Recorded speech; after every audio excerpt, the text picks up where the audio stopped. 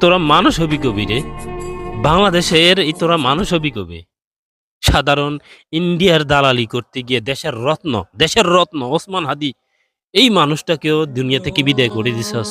তোরা মানুষ হবি কবে? ওসমান হাদিবের এই কথাগুলো তোদের মনে পড়ে না? ভাই আল্লাহ যদি আমাকে নিয়ে যায়, আমার বাচ্চাটার দিকে একটু খেয়াল রাখেন। মৃত্যুর আগে যে উনি বলে দিয়ে গিয়েছিল, আমি তো জানি আমি মরে যাব, আমার সন্তানটাকে দেখে রেখো। সেই কথাটা শোনার পরও যারা এই ওসমান হাদির মাথায় গুলি চালিয়েছস, তারা কি মনে একটুকু কাঁপে নাই? তোরা মানুষ হবি কবে? এই বাংলাদেশের মনুষ্যত্ব কোনোদিন কি পরিবর্তন হইব না? ওসমান হাদি কার কি ক্ষতি করছে? রাজনীতিক অঙ্গনে সবাই তো পরিচিতি লাভ করতে চায়। ওসমান হাদি কার কি ক্ষতি করছে যে তাকে এইভাবে শহীদ করতে হবে? কার কি ক্ষতি করছে? কত মৃদু হাসি ছিল, মায়াবী মানুষটা ছিল, একেবারেই সরল সোজা মানুষের মতো চলাফেরা করত। এই মানুষটাকেও দুনিয়া থেকে বিদায় করে দিছস।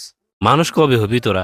বাংলাদেশে কি সত্যের লড়াই করে থাকা মানুষগুলোকে বাঁচতে দেবে না কেউ? ইন্ডিয়ান এই রাজনৈতিক চালের কারণে বাংলাদেশের সততা নিয়ে কোনো রাজনীতিবিদ কি রাজনীতি করতে পারবে না? দেশের মানুষের ভালো চাইতে পারবে না? আমার প্রশ্ন আপনাদের কাছে, বাংলাদেশের মানুষের ভালো কি কোনো রাজনীতিবিদ ভালো একজন এই ওসমান হাদির মতো ভালো একজন মানুষ চাইতে পারবে না? আর চাইলেই কি তাকে দুনিয়া থেকে এভাবে বিদায় করে দিতে হবে? আমরা আমরা কি কোনোদিনও পরিবর্তন হবে? আমাদের এই মেন্টালিটি কি পরিবর্তন হবে না? সারা দুনিয়া এগিয়ে যাচ্ছে, খালি আমরা হিংসা অপহিংসার কারণে এগোতে পারতেছি না। এখন আমাদের কুমিল্লার গর্ব হাসনাত আব্দুল্লাহ, তাকেও নাকি নেক্সট টার্গেট বানাইছে। কেন রে ভাই? সে কি তোদের কি ক্ষতি করছে?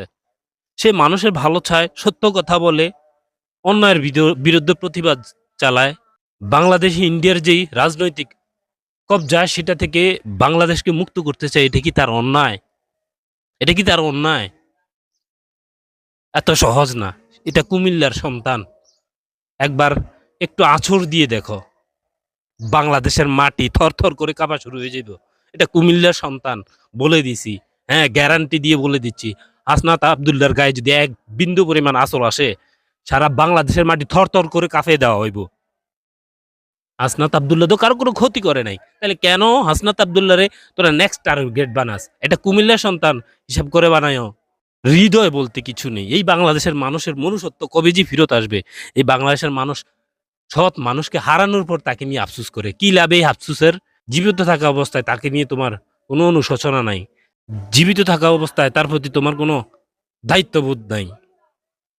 আমাদের এই বাংলাদেশের মানুষের যতদিন মেন্টালিটি পরিবর্তন না হবে, ততদিন এই হাসনাত আব্দুল্লাহর মতো মানুষকেও টার্গেট বানাবে এবং ওসমান হাদির মতো মানুষকেও আমরা হারিয়ে অবশেষে আফসোস করব।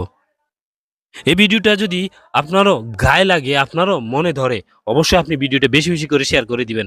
সেই প্রতিহত মানুষগুলোকে দেখানোর চেষ্টা করে দিবেন যারা এই ধরনের টার্গেট বা চিন্তা চেতনা নিয়ে থাকে। ভালো মানুষের মূল্যায়ন করাটা আমাদের সবার দায়িত্ব ও কর্তব্য। আমরা চাই বাংলাদেশ পরিবর্তন হোক। বাংলাদেশের মানুষ কোনো এক রাজনৈতিক অঙ্গনের দ্বারায় কিংবা কোনো এক রাজনৈতিক পার্সনের কারণে বাংলাদেশের মানুষ সুশৃঙ্খল বা সুষ্ঠু স্বাভাবিক জীবনযাপন করতে পারে। ভালো থাকবেন, সুস্থ থাকবেন। আল্লাহ হাফেজ।